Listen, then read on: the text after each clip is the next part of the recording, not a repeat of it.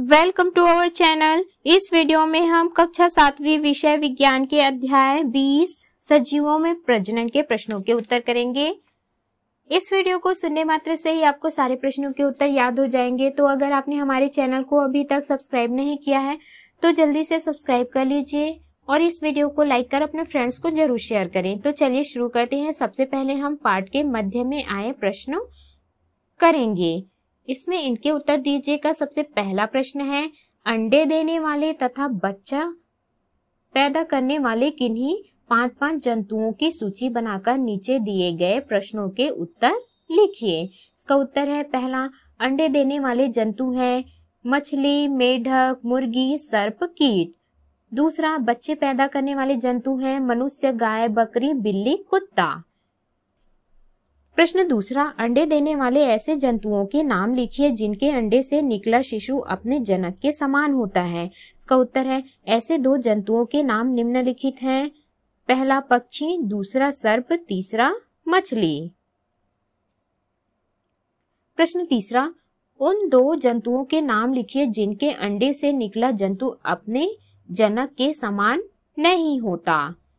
इसका उत्तर है, ऐसे 2 जंतुओं के नाम निम्नलिखित हैं, मक्खी, मच्छर। प्रश्न चौथा, उन 2 जंतुओं के नाम लिखिए जिनके बच्चे जन्म लेने के बाद तुरंत बाद चल फिर सकते हैं। इसका उत्तर है, ऐसे 2 जंतुओं के नाम निम्नलिखित हैं, बिल्ली, कुत्ता। प्रश्न पांचवा, उन जंतुओं के नाम लिखिए जिनके बच्चे अंडे से निकलने के बाद तुरंत चलने फिरने या तैरने लगते हैं। इसका उत्तर है, मुर्गी, मेढक, छिपकली। अभ्यास के प्रश्नों के उत्तर। प्रश्न पहला, सही विकल्प चुनकर लिखिए। पहला, फूल में जननांग होते हैं तो इसका उत्तर है स्त्री केसर एवं पुंकेसर। दूसरा, बीज बनता है तो इसका उत्तर है बीजांड से। तीसरा, शुक्राणु उत्पन्न होते हैं, इसका उत्तर है वृषण। चौथा, मनुष्य में अंडाणु का निषेचन होता है तो इसका उत्तर है अंडवाहिनी में।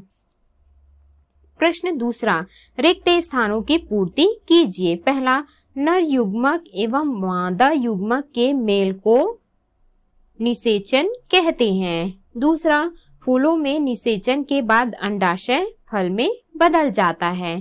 तीसरा, गन्ना में अलैंगिक विधि द्वारा प्रजनन होता है। चौथा, अमीबा विखंडन विधि से अलैंगिक जनन करता है। पांचवा है, हाइड्रा में अलैंगिक प्रजनन के लिए बनने वाले उभार को कलिका कहते हैं। अगला है प्रश्न तीसरा, सही अथवा गलत कथनों को पहचान कर उन्हें सही कर लिखिए। पहला, कुमड़े का फूल एक लिंगी होता है।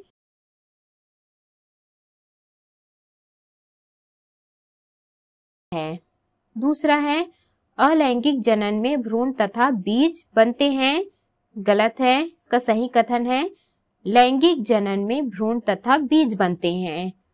तीसरा है, गुलाब के पौधे प्रायः बीजों से उगाए जाते हैं, यह गलत है।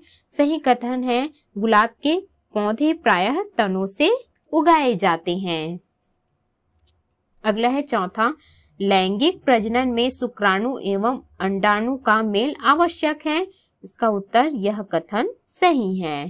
पांचवा, अमीबा प्रायः लैंगिक विधि से प्रजनन करता है, यह गलत है। सही कथन है, अमीबा प्रायः अलैंगिक विधि से प्रजनन करता है। छठवा है, मछली में आंतरिक निषेचन होता है, गलत। इसका सही कथन है, मछली में बाह्य निषेचन होता है। प्रश्न चौथा, निम्नलिखित को समझाइए। पहला, अंडज। अंडज के अंतर्गत कुछ जंतु अंडे से बच्चे पैदा करते हैं, इन जंतुओं को अंडज कहते हैं, जैसे मछली, मुर्गी, मेढक, सर्प आदि। दूसरा, जरायुज। स्तनधारियों में भ्रूण का परिवर्धन गर्भाशय में होता है तथा ये पूर्ण विकसित शिशु को जन्म देते हैं, ऐसे जंतुओं को जरायुज कहते हैं। तीसरा, निषेचन। नर युग्मक शुक्राणु के केंद्र का मादा युग्मक अंडाणु के केंद्र से मिलना निषेचन कहलाता है, निषेचन के दो प्रकार से होता है। पहला आंतरिक निषेचन, दूसरा बाह्य निषेचन। पहला है आंतरिक निषेचन। आंतरिक निषेचन मादा के शरीर के भीतर होता है, उसे आंतरिक निषेचन कहते हैं, जैसे मनुष्य। दूसरा है बाह्य निषेचन। बाह्य निषेचन मादा के शरीर के बाहर होता है, उसे बाह्य निषेचन कहते हैं, जैसे मछली, मेढक आदि। प्रश्न 5वां है, निम्नलिखित प्रश्नों के उत्तर संक्षेप में लिखिए। प्रश्न पहला है, प्रजनन किसे कहते हैं? इसका उत्तर है, प्रजनन सभी सजीवों में अपने समान जीव उत्पन्न करने की स्वाभाविक क्षमता होती है। इस प्रक्रिया को प्रजनन कहते हैं। प्रजनन दो प्रकार के होते हैं, पहला लैंगिक प्रजनन, दूसरा अलैंगिक प्रजनन। प्रश्न दूसरा, संक्षिप्त जानकारी दीजिए। पहला है लैंगिक प्रजनन। कुछ सजीवों में प्रजनन के लिए नर तथा मादा जनन पाए जाते हैं। प्रजनन नर तथा मादा जननांगों के निषेचन से होता है, जिसे लैंगिक प्रजनन कहते हैं। कुछ सजीवों में नर तथा मादा जननांग एक ही शरीर में पाए जाते हैं, इन्हें द्विलिंगी कहते हैं, जैसे केचुआ, जोंक आदि। कुछ जीवों में नर तथा मादा जनन अंग अलग अलग शरीर में पाए जाते हैं, इन्हें एक लिंगी कहते हैं, जैसे मनुष्य, कुत्ता आदि। ख है अलैंगिक जनन। ऐसे प्रजनन की प्रक्रिया जिसमें नर तथा मादा जननांगों की आवश्यकता नहीं होती, उसे अलैंगिक प्रजनन कहते हैं। अलैंगिक जनन निम्नलिखित प्रकार के होते हैं। पहला विखंडन। अमीबा द्विविखंडन विधि द्वारा प्रजनन करता है। अमीबा वृद्धि करके आकार में बड़ा हो जाता है। इसमें जीव का शरीर दो भागों में बट जाता है। दूसरा है पुनर्जनन।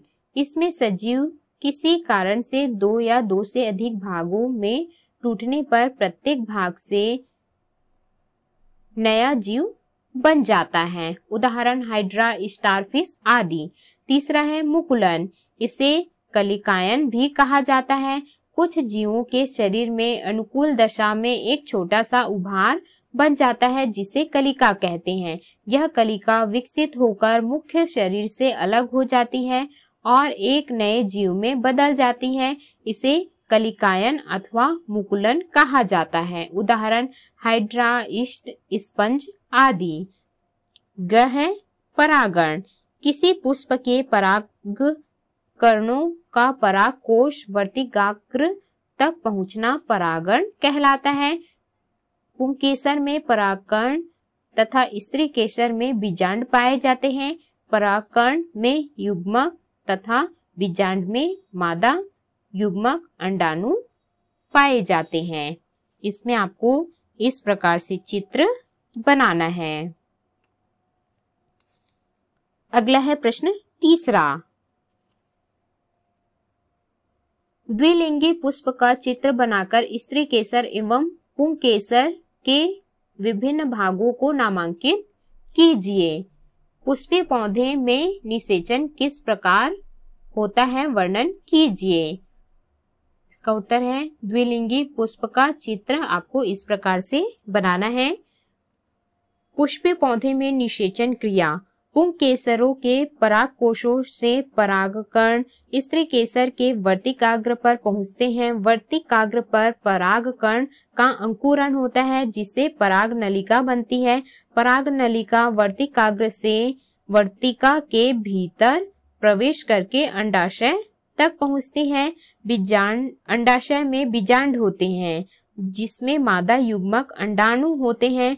पराग नलिका बीजांड तक पहुंचकर नर युग्मक छोड़ देती है। नर युग्मक एवं मादा युग्मक आपस में मिलकर युग्मनज बनाते हैं। इस तरह से पुष्पों में निषेचन की प्रक्रिया होती है। निषेचन के पश्चात बीजांड एवं अंडाशय परिवर्धित होकर क्रमशः बीज एवं फल बनाते हैं। प्रश्न चौथा है, अलैंगिक जनन एवं लैंगिक जनन में मुख्य अंतर लिखिए। इसका उत्तर है, अलैंगिक जनन एवं लैंगिक जनन में मुख्य अंतर है। अलैंगिक जनन में नए जीव की उत्पत्ति एक ही जनक से होती है। लैंगिक जनन में नए जीव को उत्पन्न करने के लिए दो विभिन्न लिंगों वाले नर एवं मादा की आवश्यकता होती है। इसमें निषेचन नहीं होता। लैंगिक जनन में निषेचन आवश्यक है। अलैंगिक जनन में जनक एक ही जीव होता है। लैंगिक जनन में जनक एक या दो अलग अलग जीव हो सकते हैं। अगला है प्रश्न 5वां। अमीबा में अलैंगिक प्रजनन को चित्र द्वारा समझाइए। इसका उत्तर है अमीबा में अलैंगिक प्रजनन। अमीबा द्विखंडन विधि द्वारा प्रजनन करता है। अमीबा वृद्धि करके आकार में बड़ा हो जाता है। केंद्रक लंबा होना शुरू होता है, फिर दो भागों में विभाजित हो जाता है। इस तरह से अमीबा में विखंडन होता है।